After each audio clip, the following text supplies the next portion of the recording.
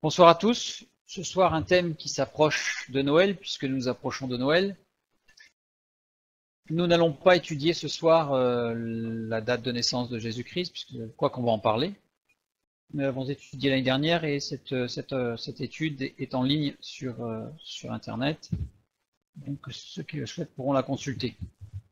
Ce soir, nous allons nous concentrer, nous focaliser sur l'annonciation au berger de Bethléem, dans les champs, l'annonciation de la naissance de Jésus-Christ, le Sauveur du monde.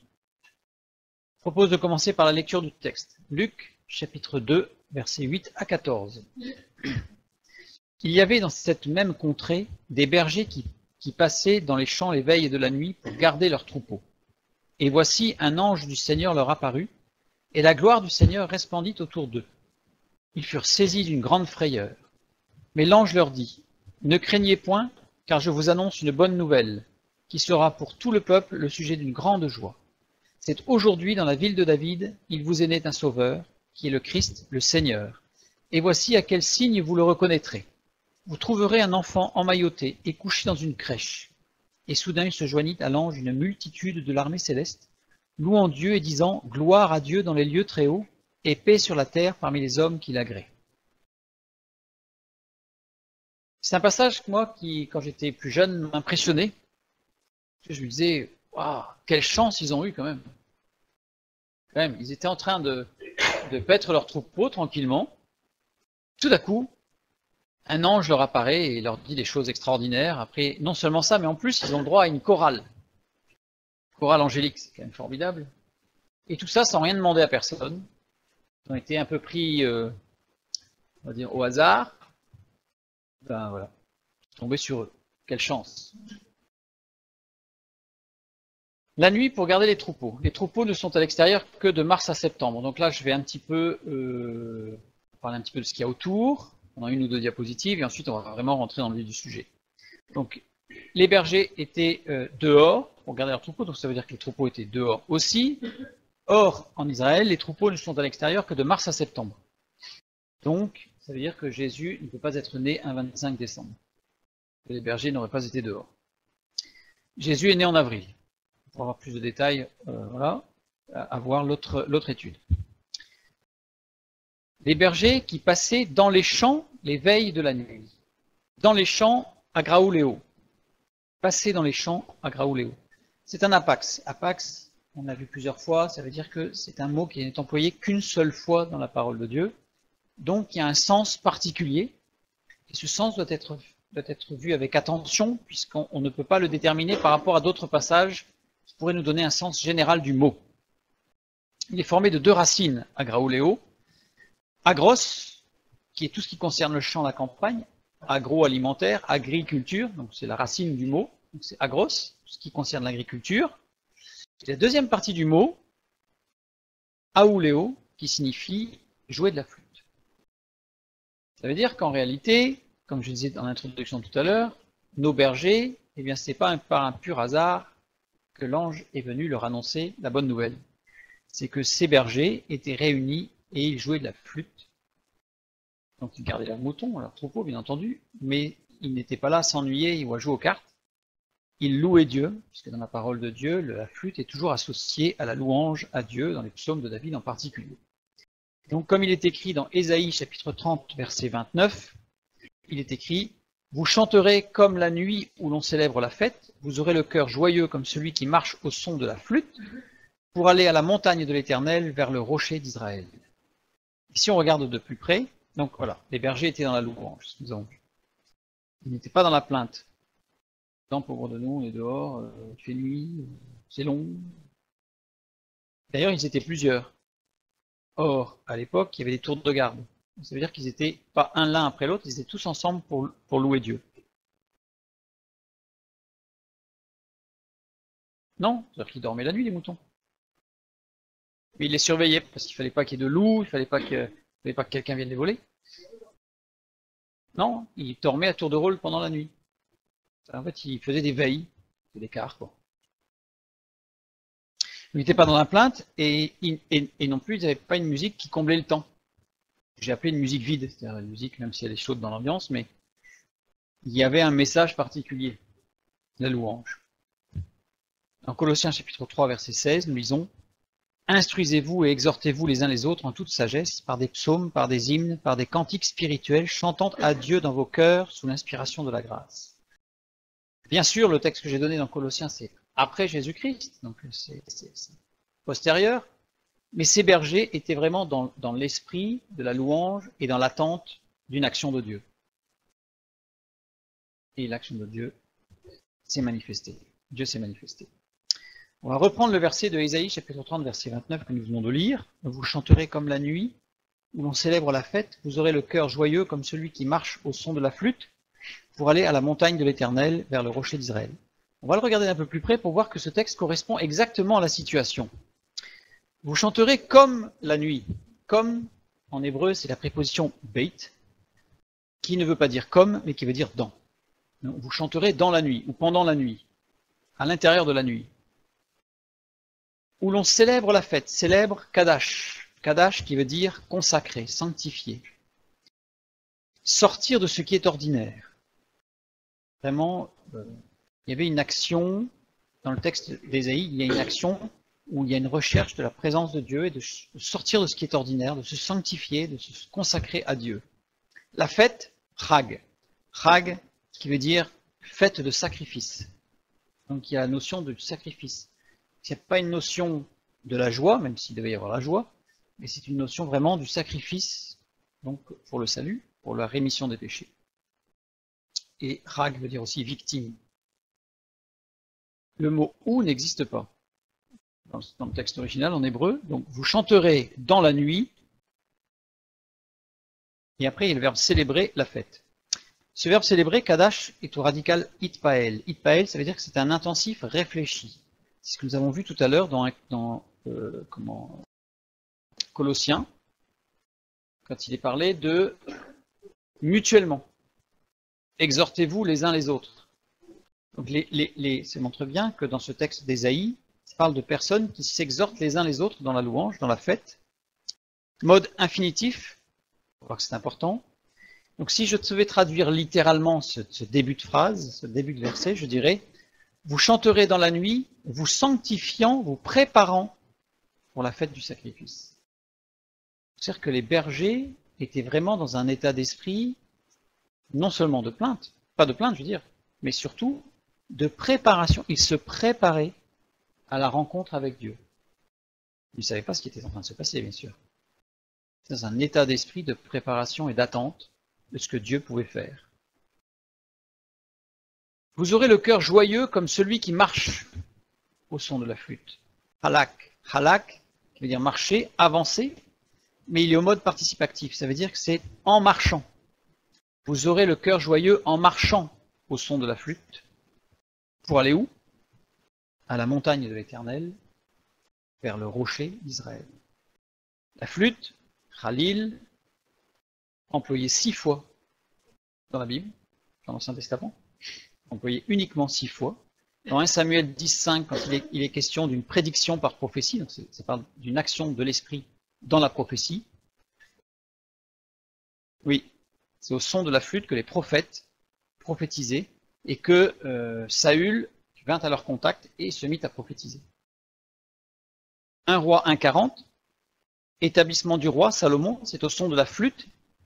C'est assez curieux parce qu'on aurait pu s'attendre à ce que ce soit au son de la trompette. Or là, le texte nous dit que c'est au son de la flûte que le roi Salomon, l'image de Christ, la sagesse, l'intelligence, a été oint roi. Ésaïe 5,12, mort car l'œuvre de Dieu n'est pas considérée, c'est-à-dire que là j'ai résumé, mais si on le lit, on verra, vous verrez quand vous le lirez, que ça concerne ceux qui n'ont pas, Dieu a agi, et ils n'ont pas voulu prendre en considération ou prendre garde à l'action de Dieu, et ils l'ont ignoré. Ça les a amenés à la mort. Ésaïe 30, verset 9, retour vers le rocher de l'Éternel, c'est notre texte. Jérémie 48, 36, dans ce verset, le mot flûte est employé 2 fois, c'est pour ça que c'est 6 fois, mais il y a 5 versets. C'est la souffrance pour ceux qui se perdent. Donc on voit toute l'évolution du message de Dieu au travers de cette notion de flûte. La flûte, elle n'est pas jouée n'importe comment, n'importe quand, et dans n'importe quelle circonstance. Dans Colossiens 3,16, c'est ce que nous avons lu tout à l'heure. Instruisez-vous et exhortez-vous les uns les autres en toute sagesse, par des psaumes, par des hymnes, par des cantiques spirituels, chantant à Dieu dans vos cœurs, sous l'inspiration de la grâce. Donc il y a vraiment cette notion pour les bergers. Les bergers n'ont pas été pris par hasard. Ça leur est pas tombé dessus comme ça, tout d'un coup, ils n'avaient rien demandé à personne. Ils étaient préparés, ils attendaient les promesses de Dieu. Ils les attendaient. Certes, ils les attendaient depuis longtemps.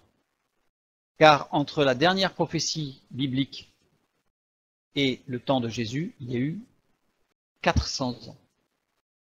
C'est-à-dire que pendant 400 ans, ça a été le silence total.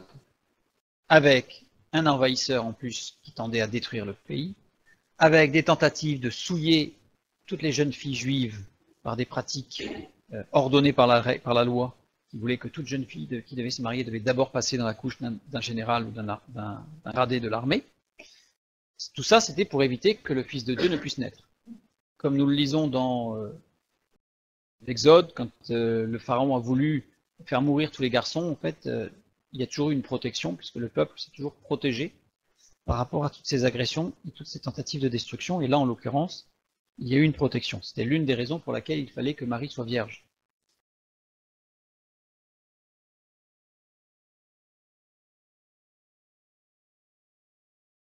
Ah si, elle existait au temps de Jésus.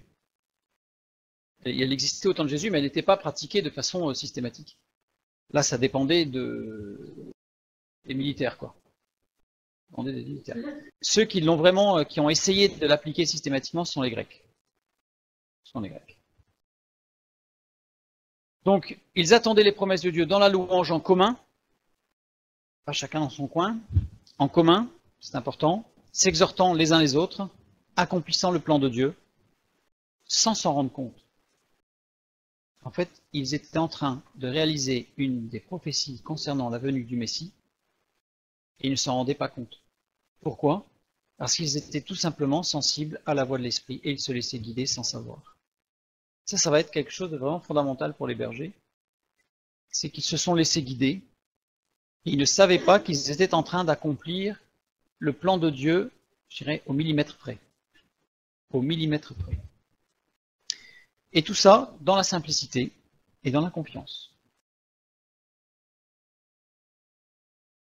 Donc ces bergers étaient loin d'être pris au hasard, parce qu'à l'époque, il y avait énormément de bergers.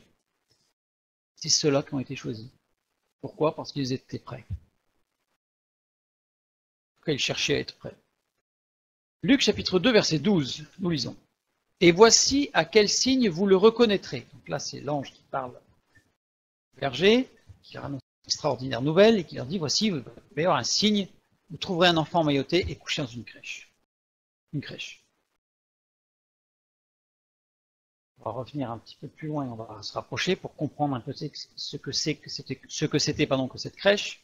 Jésus était de la maison et de la famille de David. Il avait donc de la famille dans la ville de David, Bethléem, maison du pain. À l'époque, les maisons s'appelaient les 4 pièces. Pas des hôtelleries, je parle des maisons. Les maisons s'appelaient les 4 pièces. On avait la salle de séjour qui était au milieu et qui servait de chambre à coucher. C'est-à-dire qu'une fois que tout le monde était parti, on dormait là. Il y avait la salle des provisions. Imaginez qu'il y en avait 2, puisque tout ce qui était, que ce soit cachère, donc, et la viande d'un côté, et puis tout ce qui était la viande de l'autre. Donc on ne mélangeait pas. Et les animaux vivants étaient ici, l'hiver. Pour quelle raison? C'est que, 1, ils étaient à l'abri, 2, ils chauffaient aussi la maison. Luc chapitre 2, verset 7, nous lisons, elle enfanta son fils premier-né, donc Marie, elle l'emmaillota et le coucha dans une crèche, parce qu'il n'y avait pas de place pour eux dans l'hôtellerie. L'hôtellerie, c'est une traduction de Kataluma. Kataluma, qui veut dire chambre des invités, littéralement.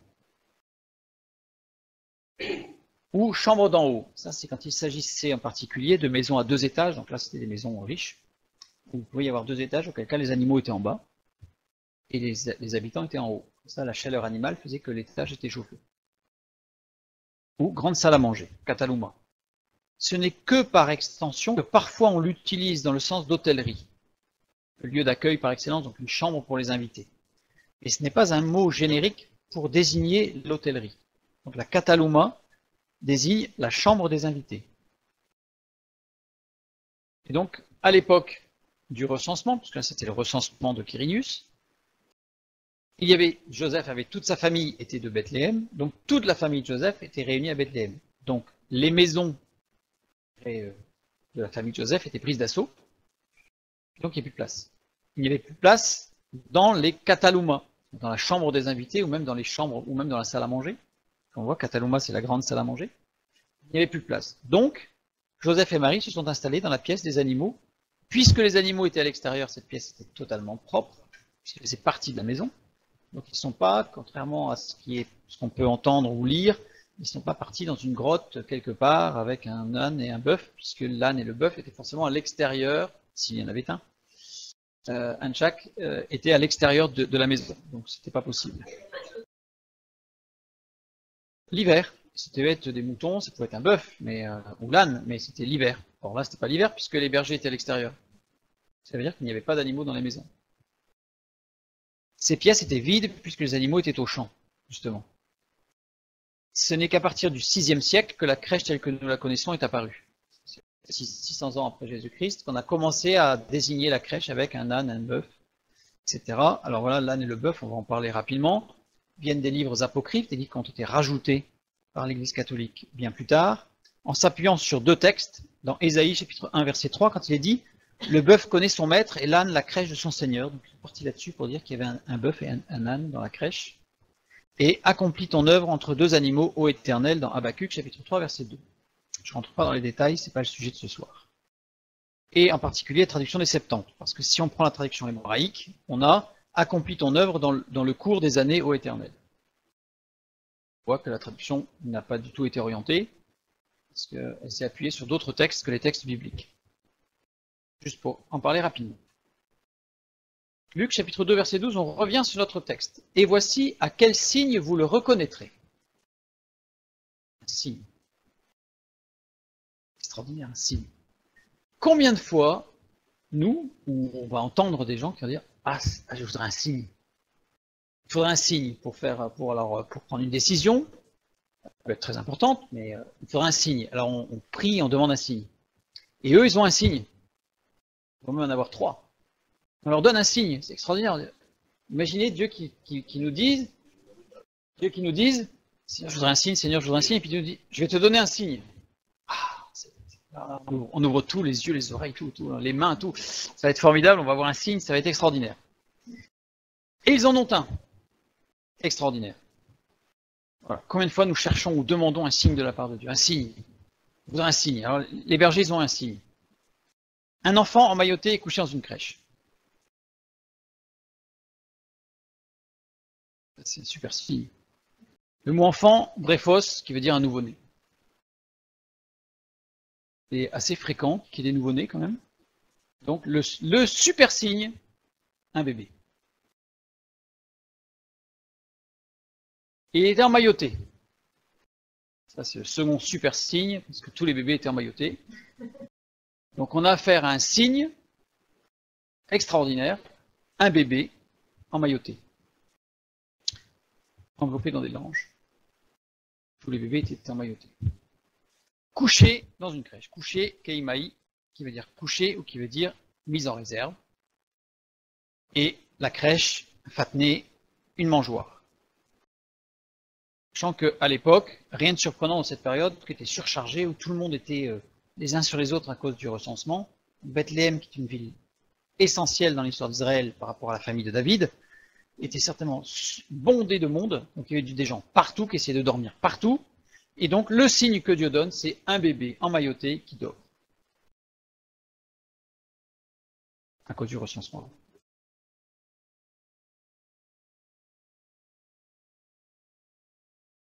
Bien souvent, l'extraordinaire est à reconnaître dans la banalité de notre existence. C'est-à-dire que le signe que Dieu nous donne, c'est qu'il est là, jour après jour, dans tout ce que nous faisons, entreprenons, quotidiennement. Très souvent, on attend un signe extraordinaire. Il faut que ça clash, que ça pète, il faut qu'il y ait du bruit, il faut qu'il y ait de la lumière, il faut que ça... Dieu n'est pas là. On le voit quand Élie, dans la montagne, il y a un grand tonnerre, Dieu n'était pas dans le grand tonnerre. Il y a un grand vent, Dieu n'était pas dans le grand vent. Et il y a un doux murmure, Dieu était dans le murmure. Donc si on veut un signe, Eh bien, commençons par regarder notre existence quotidienne, que Dieu est là en permanence, et nous reconnaîtrons la main de Dieu dans les petits détails. Comme je l'ai dit plusieurs fois, Dieu ne cherche pas des personnes extraordinaires pour faire des choses extraordinaires. Dieu cherche des gens tout à fait ordinaires pour faire des choses tout à fait ordinaires de façon extraordinaire. C'est ça que Dieu cherche. Très souvent, nous, ce qu'on veut, c'est un signe, il faut que ça bouge, il faut que ce soit extraordinaire. Oui, Dieu est capable de choses extraordinaires. Il en est capable. Il l'a fait. Et il le fera encore. Dieu cherche des servantes et des serviteurs qui soient ordinaires pour accomplir des choses tout à fait ordinaires, mais de manière extraordinaire. C'est-à-dire comment? C'est-à-dire avec la joie, avec la paix. Faites tout comme pour le Seigneur. Le ménage, on le fait comme pour le Seigneur. Tout le reste. Maintenant, revenons dans notre récit. On a fait une petite présentation générale de la situation par rapport aux bergers. On a vu comment ils étaient, quel était leur état d'esprit, leur cheminement. On a vu Jésus dans quel contexte il était. Un récit particulier, le récit de Luc. Pourquoi il est particulier, ce récit de Luc? Eh bien parce que c'est le seul à parler de certains points. Et en particulier, c'est le seul à parler du recensement de Quirinius. C'est le seul qui parle de la famille quittant Nazareth pour Bethléem. C'est le seul, Luc, qui parle de Jésus déposé dans une mangeoire. C'est le seul qui parle des bergers qui rendent visite à l'enfant. C'est le seul qui parle d'une chorale d'anges qui se manifeste autour des bergers. Donc, l'évangile de Luc a une particularité. Il n'est pas le seul. Si on les prenait un par un, on verrait que Matthieu a certaines particularités, Jean a certaines particularités, et Marc quelques particularités. Marc en a moins, mais il en a quelques-unes quand même. Puisqu'a priori, par exemple, c'est le seul qui parle, Marc, du jeune homme qui est parti tout nu dans le jardin de Gethsémanée parce qu'il a été attrapé et il a préféré laisser son vêtement sur place et il est parti. Pourquoi? Parce qu'en fait, Marc, c'était lui.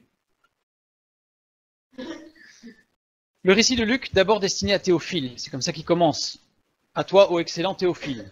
On a déjà vu qui était Théophile, on ne va pas revenir dessus.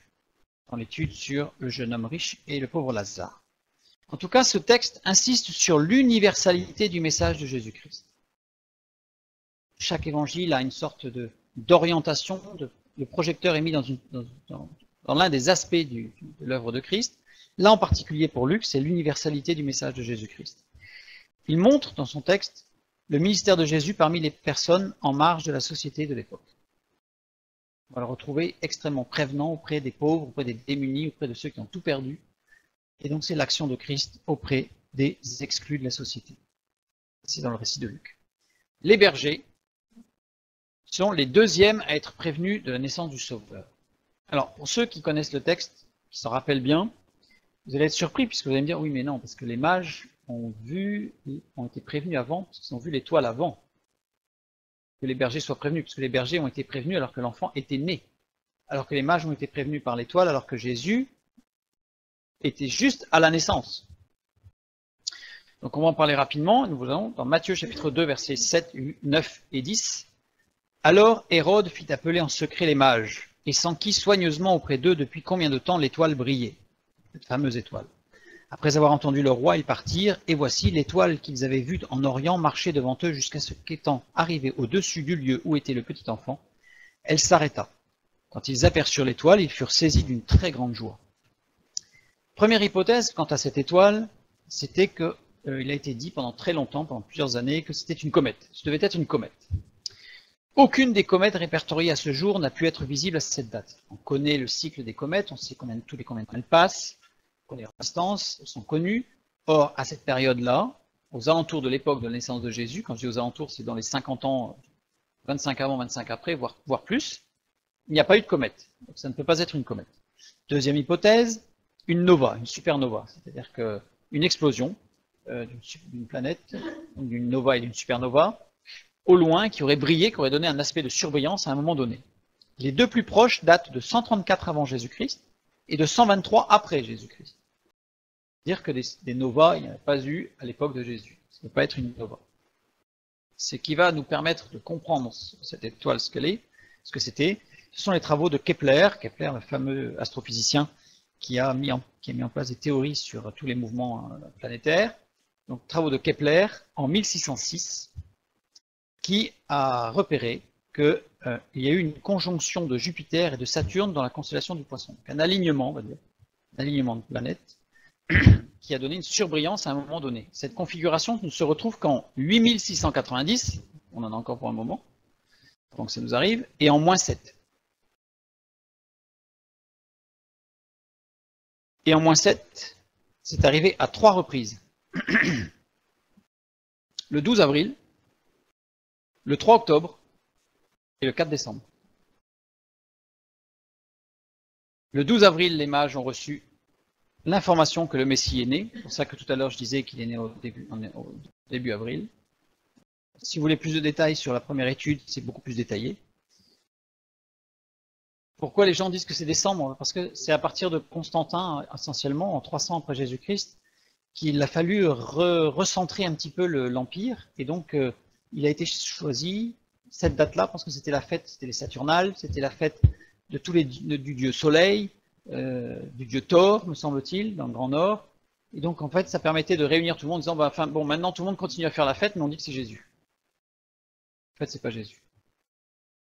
Jésus n'est pas né à ce moment-là. Donc le 3 octobre, donc c'est la deuxième parution, c'est quand ils ont été guidés jusqu'à Jérusalem, puisqu'on voit que dans le texte, l'étoile est parue 3 fois. Donc depuis combien de temps l'étoile brillait? C'est Hérode qui s'inquiète. Les mages ont dit depuis telle date. Ensuite, et voici l'étoile qu'ils avaient vue en Orient marcher devant eux. Donc là, ils l'ont retrouvée. Donc ils ont été guidés, c'est la deuxième fois le 3 octobre. Et arrivés à Bethléem, le 4 décembre, quand ils aperçurent l'étoile, à nouveau, une fois sur place, ils se sont dit, c'est là. Voilà. Donc là, dans l'autre étude, vous verrez d'où venaient les mages, etc. Les distances qu'ils ont parcourues et que, en fait, ça correspond exactement au niveau des délais. C'est l'origine du poisson d'avril. Le poisson d'avril, la fameuse blague que coller un poisson dans le dos ou de faire des blagues, vient de cette époque-là, puisqu'elle est parue au 1er siècle, l'idée du poisson d'avril, puisque le poisson, c'est ictus en grec, mis en majuscule ici, parce que c'était le symbole des premiers chrétiens. Les chrétiens se reconnaissaient entre eux, les chrétiens étant persécutés, ils ne pouvaient pas ouvertement parler de leur foi.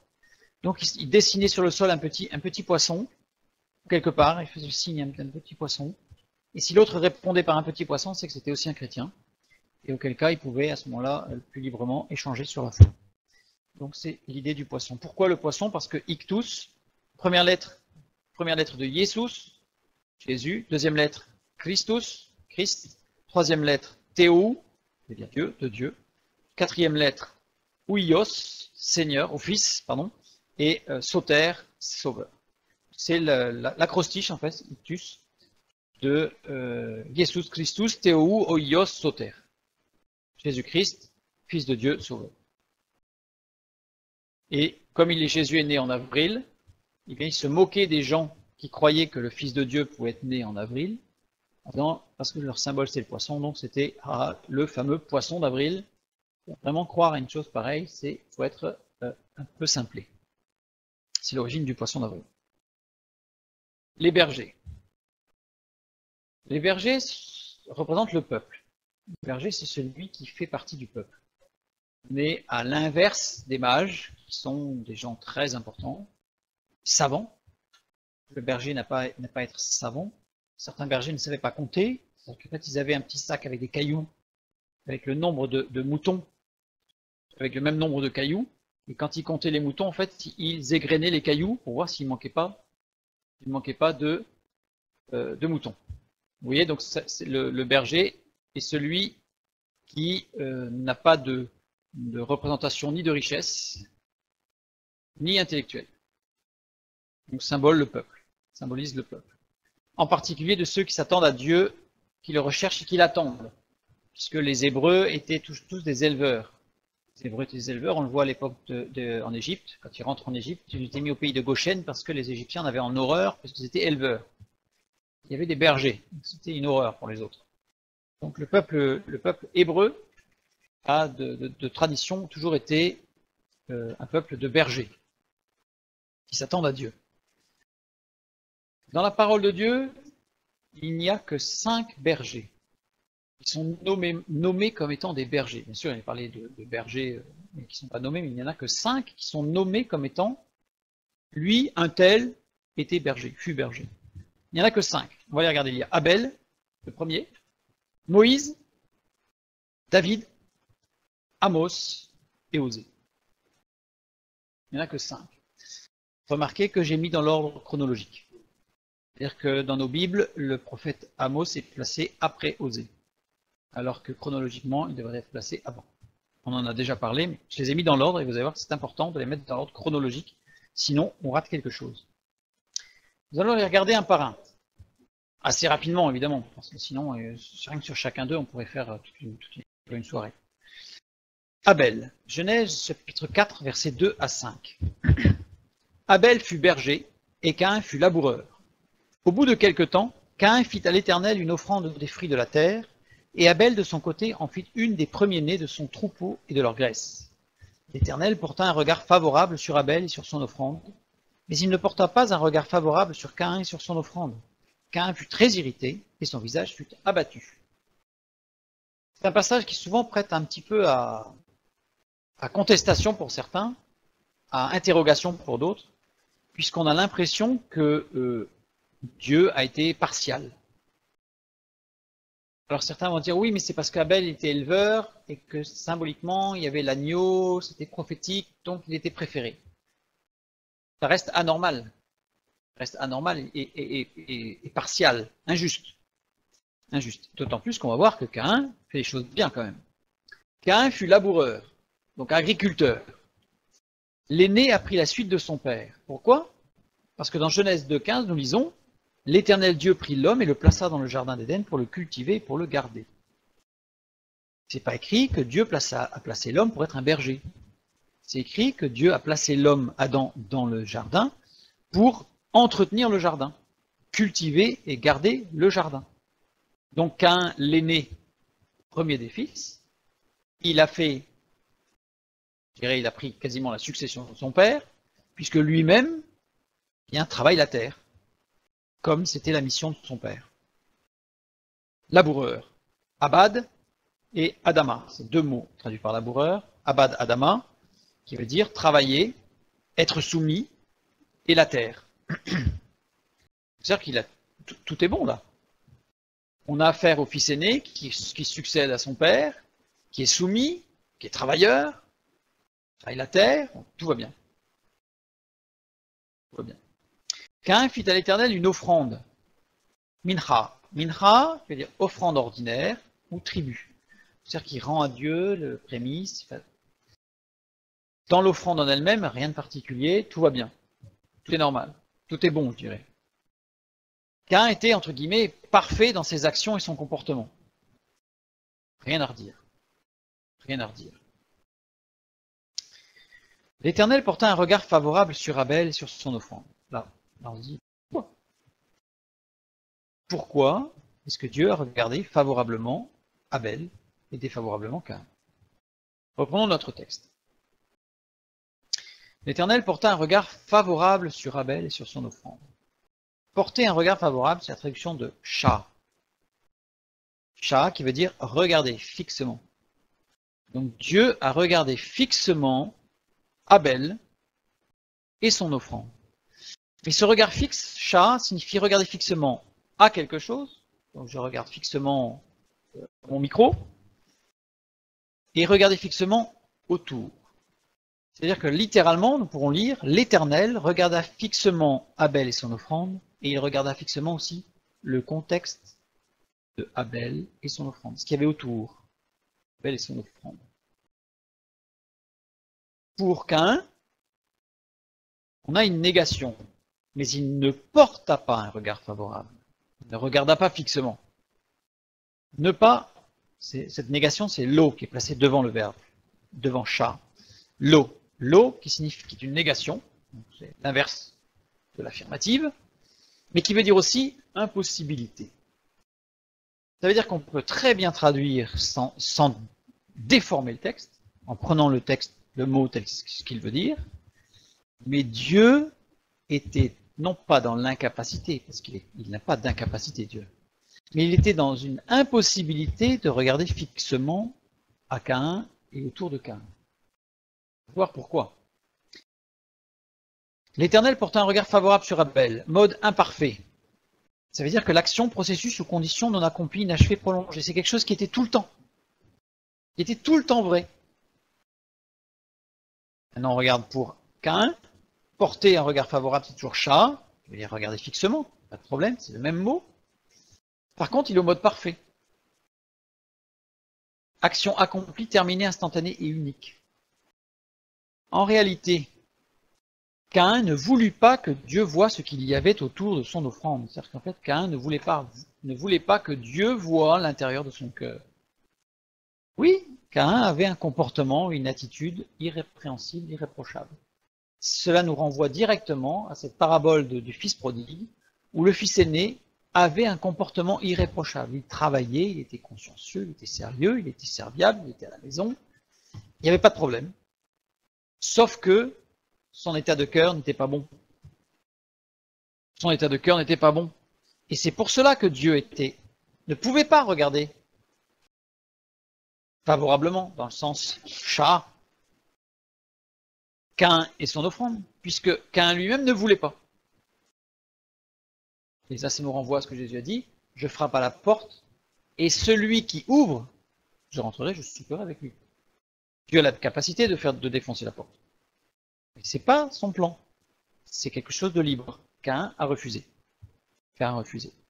Abel laissait Dieu regarder toute sa vie en permanence. Il était comme transparent par rapport à Dieu. Alors que Caïn était bloqué. Hébreux 11.4, nous lisons, c'est par la foi qu'Abel offrit à Dieu un sacrifice plus excellent que celui de Caïn. C'est par elle, par sa foi, qu'il fut déclaré juste, Dieu approuvant ses offrandes, et c'est par elle qu'il parle encore, quoique mort. C'est par sa foi qu'il parle encore, quoique mort. Et on va le voir un peu, parce que justement, il parle encore. Dieu a approuvé ses offrandes parce qu'il a pu être déclaré juste, parce qu'il avait la foi, parce qu'il était clair, limpide devant Dieu. Donc il n'y a pas de notion de partialité ou d'injustice, c'est que Caïn a fermé la porte. Dieu n'est pas rentré. Dieu n'est pas rentré.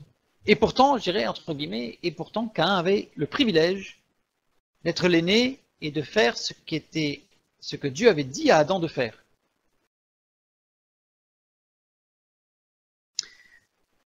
Abel laissait Dieu regarder toute sa vie, et c'était une attitude qui était reconnue à l'époque des Israélites. Pourquoi? Parce que nous lisons dans 2 Samuel, chapitre 20, verset 18, c'est à l'époque où Israël est attaqué, il y a Joab, donc il y a la guerre, il y a Joab qui attaque une ville, alors c'est les Israélites contre ceux de Juda, donc c'est un interne, ce qui fait mal à Dieu évidemment, c'est son peuple qui s'entre-déchire, et il y a Joab, le chef de l'armée, qui assiège une ville.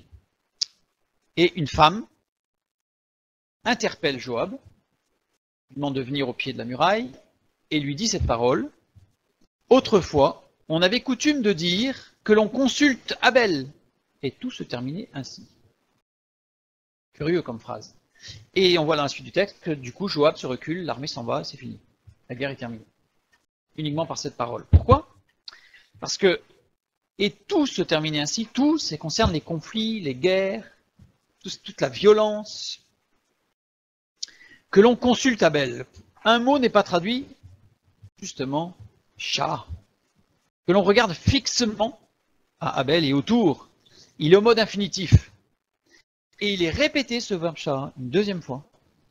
Donc là, c'est une particularité biblique. Quand les verbes sont répétés 2 fois, c'est pour montrer une insistance avec un cas particulier. Mais là, c'est répété une deuxième fois, chat. Mais la deuxième fois, c'est au mode imparfait. Une incitation à se placer devant Dieu pour discerner sa position, Caïn ou Abel.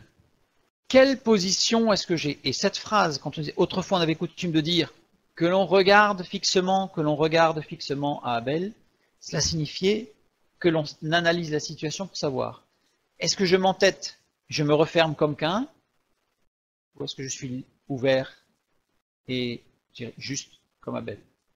Et à ce moment-là, les conflits s'arrêtaient. Ça renvoie tout de suite à ce que Jésus a dit pour cette femme pécheresse, que le premier qui n'a jamais péché, que celui qui n'a jamais péché, lui jette la première pierre. C'est une obligation à se remettre devant sa position et de se dire, bon, est-ce que j'en fais pas un peu trop là? Je vais pas trop loin. Donc c'est pour ça que cette attitude d'Abel et la différence qu'il y a eu d'attitude entre Abel et Caïn était connue et servait même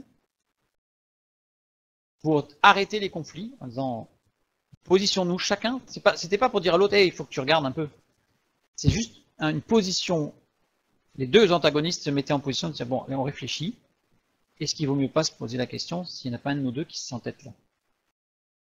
Et le texte nous dit que et tout se terminait ainsi. Donc c'était connu cette attitude d'Abel. Abel, c'est le juste mort pour avoir été témoin de la vérité. En fait, il est resté dans cette attitude de limpidité, de simplicité, de vérité. Caïn l'a tué. Alors, ce texte de Genèse chapitre 4, versets 4 à 5, nous dit encore beaucoup plus de choses sur l'attitude de Caïn, parce que Caïn fut très irrité et son visage fut abattu. Ce sont des termes qui expliquent bien en fait sa fermeture, son désir profond de ne pas être vu de l'intérieur parce que ça ne devait pas être très beau. Et du coup, ça l'a mis en colère, parce que Dieu est venu chercher et dire il a frappé à la porte. On retrouve cette attitude aussi dans certaines personnes quand on rend témoignage. Le fait d'avoir cette lumière de la vérité, ils se mettent dans des colères monumentales. Pourtant, des gens qui peuvent être très calmes par ailleurs, même sur des sujets qui sont épineux, mais là, on a la raison. Donc dans Matthieu chapitre 23, versets 34 et 35, nous avons « C'est pourquoi voici, je vous envoie des prophètes, des sages et des scribes. Vous tuerez et crucifierez les uns, vous battrez de verges les autres dans vos synagogues, et vous les persécuterez de ville en ville, afin que retombe sur vous tout le sang innocent répandu sur la terre, depuis le sang d'Abel, le juste, jusqu'au sang de Zacharie, fils de Baraki, que vous avez tué entre le temple et l'autel. » Là, Jésus, au travers de cette parole, resitue bien ce qui se passe à ceux qui lui parlent, ce qui parle d'Abel, et surtout, il donne une information qui se voulait être secrète, c'est que Zacharie a été tué entre le temple et l'autel. Là, il donne une parole de connaissance, il dit Dieu regarde et Dieu voit. C'est ça qu'en face, tout s'est tu, et que ceux qui cherchaient l'époux à Jésus se sont retirés rapidement parce qu'ils se sont rendus compte que là, il valait mieux qu'ils reculent. Toujours cette attitude, voilà, que l'on consulte Abel et tout se termine ainsi. Et dans Hébreux 12, 24, nous lisons donc, mais vous êtes approchés, c'était le verset d'avant, c'était au verset 22, parce qu'il y a eu une longue phrase. Donc, mais vous vous êtes approchés de Jésus qui est le médiateur de la nouvelle alliance et du sang de l'aspersion qui parle mieux que celui d'Abel, donc c'est encore plus. Là, on a vraiment une image par le berger, le premier des bergers, Abel, qui est juste, et Jésus est venu. Et son sang parle encore plus. Et le verset 25, celui qui suit, il est dit « Gardez-vous de refuser d'entendre celui qui parle. Car si ceux-là n'ont pas échappé qui refusèrent d'entendre celui qui publiait les oracles de la terre, combien moins échapperons-nous si nous nous détournons de celui qui parle du haut des cieux ?» Là, on voit bien tout, on retrouve exactement tout ce message. Deuxième berger, Moïse. Exode chapitre 3, versets 1 à 3. Moïse faisait paître le troupeau de Jéthro, son beau-père, sacrificateur de Madian, et il mena le troupeau derrière le désert et vint à la montagne de Dieu, à Horeb. L'ange de l'Éternel lui apparut dans une flamme de feu, au milieu d'un buisson. Moïse regarda, et voici, le buisson était tout en feu, et le buisson ne se consumait point. Moïse dit, « Je veux me détourner pour voir quelle est cette grande vision et pourquoi le buisson ne se consume point. » L'Éternel vit qu'il ne se détournait pour voir, et Dieu l'appela du milieu du buisson et dit, « Moïse, Moïse » et il répondit, « Me voici. » Je ferai juste un petit parallèle avec ce que nous avons vu tout à l'heure par rapport aux signes, parce que maintenant il y a le buisson, Dieu parle dans le buisson, il ne se consume pas, donc c'est extraordinaire. Et Dieu dit, ok, je vais aller voir le peuple hébreu qui est en esclavage, et je vais leur dire que c'est toi qui m'envoies, mais il faut un signe. Et Dieu lui donne un signe. Il lui répond, bah tu leur diras que je suis celui qui suis. Le méga signe. C'est le signe qui... Vous voyez, c'est encore un signe qui n'est pas en soi, pour nous, à considérer, qui n'est pas considéré comme un signe. Je ferme la parenthèse. Moïse faisait paître le troupeau de Jéthro. Haya, faire paître, être, qui veut dire être et devenir. Moïse était ou devenait Paître, ra. Ra qui veut dire faire paître, nourrir, conduire, diriger. Ça veut dire que Moïse est devenu, il n'était pas prévu qu'il soit berger au départ, il est devenu berger. C'est au mode parfait. Mode parfait, ça veut dire que suite à une décision ferme et définitive, puisque c'est quelque chose qui n'est intervenu qu'une fois. C'est que Moïse a décidé de devenir berger, il a pris cette décision et il s'y est tenu. Et il y a un jeu de mots en fait, c'est pour ça que j'ai parlé de ça. Parce que un peu plus loin, il dit que Moïse regarda, et voici le buisson était tout en feu. Regarder, c'est ra. Ça se prononce exactement de la même manière. La seule différence, c'est la lettre centrale. Dans le premier cas, c'est la lettre Aïn, qui symbolise, c'est le symbole de la connaissance superficielle de Dieu, c'est-à-dire qu'on a une connaissance intellectuelle, on sait. Et la deuxième lettre, c'est Dieu, dans sa plénitude, Aleph. C'est ça la différence. Et Moïse, comme les bergers au temps de Jésus, était dans la recherche et dans l'attente. Et pourtant, ça faisait 40 ans qu'il courait après des chèvres dans le désert. Moïse, qui a été élevé dans la maison de la fille du Pharaon, c'est-à-dire Moïse qui parlait plusieurs langues, Moïse qui connaissait tout ce qu'il y avait à connaître de l'époque sur les mathématiques, sur l'astrophysique, sur l'alchimie, sur l'ésotérisme, sur l'astrologie, sur l'histoire, sur la géographie. C'était un savant de l'époque. Il s'est dit, Dieu va m'utiliser, il n'en a fait qu'à sa tête, il a tué un Égyptien, il a été obligé de fuir. Depuis 40 ans, il court après les chèvres dans le désert. Et pourtant, il est toujours dans l'attente, parce que quand il est dit que Moïse regarda, ce regard était un regard d'espérance. Parce qu'il y a d'autres mots pour dire regarder.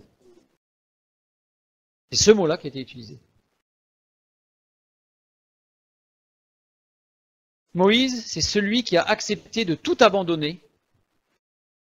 Et on voit ça dans Hébreux 11, 24, quand il est dit « C'est par la foi que Moïse, devenu grand, refusa d'être appelé fils de la fille de Pharaon. » Imaginez l'honneur. On a un autre personnage comme ça, dans la parole de Dieu, qui a refusé, qui a tout abandonné. C'est Saul de Tarse, devenu Paul. Saul de Tarse qui était élevé au pied de Gamaliel. Gamaliel, on voit dans le Talmud, dans les écrits rabbiniques, Gamaliel, c'est le plus grand rabbin de toute l'histoire de tous les temps. C'est le rabbin, on dirait aujourd'hui the rabbin. Il était le fils direct, intellectuel et spirituel de Gamaliel. C'est-à-dire que le deuxième plus grand rabbin de toute l'histoire de l'histoire de tous les temps, c'était qui? Ça devait être Saul de Tarse. Saul de Tarse, quand il s'est converti, il a dit « Je regarde tout comme des ordures ». C'était le savant juif de l'époque et qui était prévu être le savant juif de référence de tous les temps. Il a tout abandonné pour suivre Jésus-Christ. Moïse, c'est la même chose. Moïse était un savant et il a tout abandonné, il a tout laissé derrière lui pour aller courir après des chèvres dans le désert, sur la montagne, avec un projet particulier et un but particulier, bien entendu. Nous l'avons vu quand nous avons étudié la traversée de la mer Rouge. Je continue. Donc ce Moïse, qui a accepté de tout abandonner, a délivré le message de Dieu. Lui qui a donné ce qu'on appelle les 10 commandements, qui sont les 10 conseils de Dieu. C'est lui qui a donné toutes les règles de marche dans la vie avec Dieu. Il a conduit le peuple vers la liberté. Il a conduit le peuple jusqu'au pays promis. Il mettait l'Esprit Saint au milieu du peuple. Alors, je mets un texte pour le prouver. Ésaïe 63, 11, il dit « Alors son peuple se souvint des anciens jours de Moïse. Où est celui qui les fit monter de la mer, avec le berger de son troupeau? Où est celui qui mettait au milieu d'eux son Esprit Saint ?» Moïse était le médiateur qui permettait à Dieu de se manifester par la Shekinah, c'est-à-dire par l'Esprit Saint, par le Saint-Esprit au milieu du camp, en permanence. Actes 3, 22, 23. Moïse a dit « Le Seigneur votre Dieu vous suscitera d'entre vos frères un prophète comme moi. Vous l'écouterez dans tout ce qu'il vous dira, et quiconque n'écoutera pas ce prophète sera exterminé du milieu du peuple. » Alors littéralement exterminé, c'est le mot qui a une racine qui veut dire excommunié, donc il va être sorti. Il n'y a pas de notion de tuerie, de destruction, voilà, de massacre. C'est simplement que celui qui n'accepte pas Jésus-Christ est hors du plan et hors du peuple de Dieu. Il n'est pas banni. De fait, il est en dehors, parce qu'il n'a pas accepté Jésus-Christ. Donc il n'y a pas cette notion de violence, sachant que ce mot n'est traduit comme cela que dans la parole de Dieu. Par un terme si fort. Prenons notre troisième berger, David.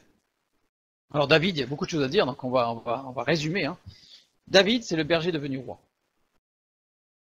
C'est un combattant, un guerrier.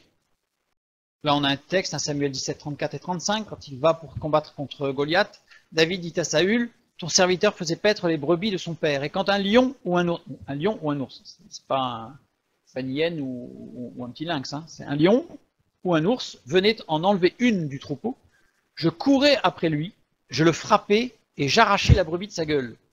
S'il se dressait contre moi, je saisissais par la gorge, je le frappais et je le tuais. Ça veut dire que David n'avait pas peur de se battre. C'est un combattant, un guerrier. Et en plus, il y a tous les récits de Goliath, puis ensuite toutes ses victoires sur les ennemis, etc., etc., tout au long de sa vie. Ce fut un roi, un grand roi, David. Dans 2 Samuel, chapitre 5, versets 4 et 5, nous lisons. David était âgé de 30 ans lorsqu'il devint roi, et il régna 40 ans à Hébron. Non, il régna 40 ans, pardon. À Hébron, il régna sur Juda 7 ans et 6 mois, et à Jérusalem, il régna 33 ans sur tout Israël et Juda. Et ce texte, parce qu'il est très particulier, ce texte. On ne va pas l'étudier à fond, mais juste pour montrer que David était âgé de 30 ans lorsqu'il devint roi, il faut littéralement lorsqu'il commença son règne.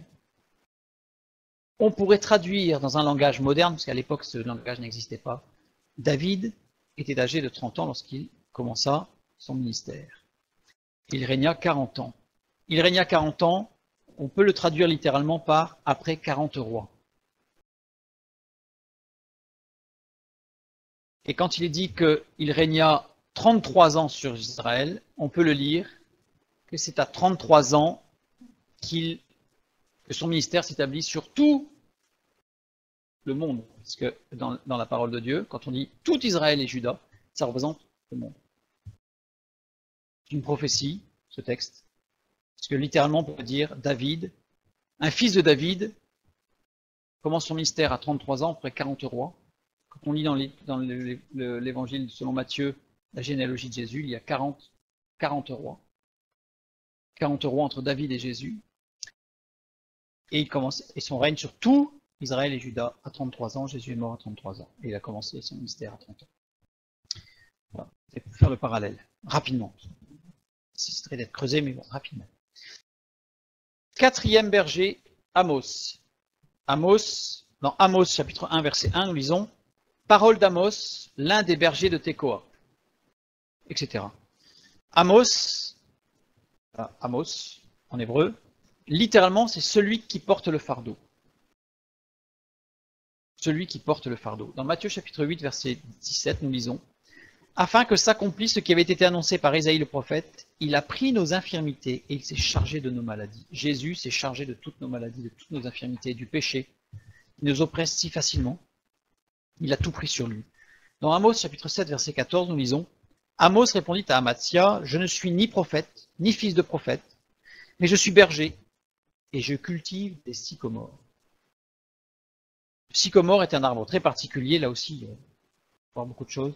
C'est un arbre qui possède de longues épines extrêmement pointues. Petite parenthèse, rappelez-vous le passage de Nicodème. Nicodème est à Jéricho, et il monte dans un sycomore pour voir Jésus passer. Pour information, Jéricho, c'est la ville des palmiers. Donc des palmiers, il y en avait partout, des sycomores, il n'y en avait presque pas. Pourquoi est-il...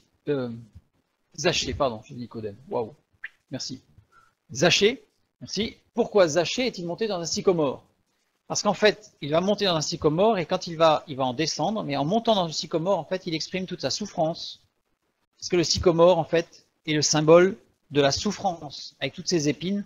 Parce que pour monter dans un sycomore, c'était évident qu'on ressorte blessé.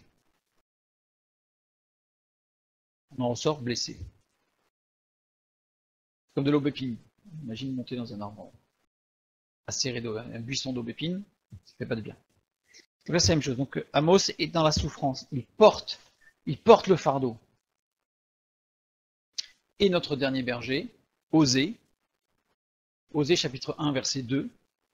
L'Éternel dit à Osée, va, prends une femme prostituée et des enfants de prostitution, car le pays se prostitue, il abandonne l'Éternel. Osée a une vie très particulière, c'est un berger aussi, puisque Dieu lui a dit dès le départ de son ministère de se marier avec une prostituée. Donc c'est quelque chose qui était totalement inimaginable pour un juif. Et là c'est Dieu qui lui demande. Pourquoi? Il vient tout simplement, alors oui, Osée, le mot signifie salut, sauver, donc le salut. Et en fait, au travers de cette action, de ce ministère d'Osée, Dieu prépare le salut pour les nations. Parce qu'en fait, il montre que le peuple juif n'a pas suivi Dieu, n'écoute pas Dieu, ne prend pas garde à ce que Dieu dit, a une attitude comme celle que nous avons vue au début de Caïn, qui se ferme, il se croit propre juste, comme Caïn. Et Dieu, au travers de cette action d'Osée, va montrer qu'il ouvre la porte à toutes les nations, et ça va être la prophétie de l'Église. Donc, de l'œuvre universelle de Jésus. Donc Jésus est le berger par excellence. Il est le 6e berger. Il est parfaitement homme, il est 6e berger, celui qui va réunir tous les autres. Tous les bergers sont réunis en lui. Abel, le juste. Nous lisons dans 1 Pierre 3, 18. Christ aussi a souffert une fois pour les péchés, lui juste pour des injustes, afin de nous amener à Dieu, ayant été mis à mort quant à la chair, mais ayant été rendu vivant quant à l'esprit. Nous avons Moïse, le médiateur, 1 Timothée 2,5, car il y a un seul Dieu et aussi un seul médiateur entre Dieu et les hommes, Jésus-Christ, homme. David, le roi, dans Apocalypse 17, 14, nous lisons, ils combattront contre l'agneau et l'agneau les vaincra parce qu'il est le Seigneur des seigneurs et le roi des rois. Amos, le bouc émissaire, celui qui se charge du fardeau, celui qui prend sur lui, bouc émissaire dans le sens littéral du terme, dans le livre des Nombres, quand il est parlé du bouc émissaire, qui se charge de la faute du peuple. Ésaïe 53, 4 à 6, cependant ce sont nos souffrances qu'il a portées, c'est de nos douleurs qu'il s'est chargé, et nous l'avons considéré comme puni, frappé de Dieu et humilié, mais il était blessé pour nos péchés, brisé pour nos iniquités. Le châtiment qui nous donne la paix est tombé sur lui, et c'est par ses meurtrissures que nous sommes guéris. Nous étions tous errants comme des brebis, chacun suivait sa propre voie, et l'Éternel a fait retomber sur lui l'iniquité de nous tous. Et Osée, le salut, offert à tous. 1 Timothée 1,15. C'est une parole certaine et entièrement digne d'être reçue que Jésus-Christ est venu dans le monde pour sauver les pécheurs, tous. Sauver tous. Donc, l'aspect important de l'annonciation aux bergers, c'était de montrer que Jésus, en fait, tous les bergers se sont réunis au pied de Jésus. Comme si toute l'histoire de ces bergers, de ces 5 bergers, puisqu'il n'y en a que 5 dans la parole de Dieu, se trouve réunie là, à la naissance de Jésus-Christ, qui est le berger par excellence, celui qui est venu, qui prend soin de nous, parce que le mot qui est donné berger en hébreu, comme nous avons vu tout à l'heure, pêtre, c'est ra, ça veut dire nourrir, penser, soigner, guérir, prendre attention, garder, ça veut dire tout ça, ce verbe. Donc, il est le berger, le juste, le médiateur, le roi des rois, et qui s'est chargé de nos fautes pour le salut. Que Dieu vous bénisse et à bientôt.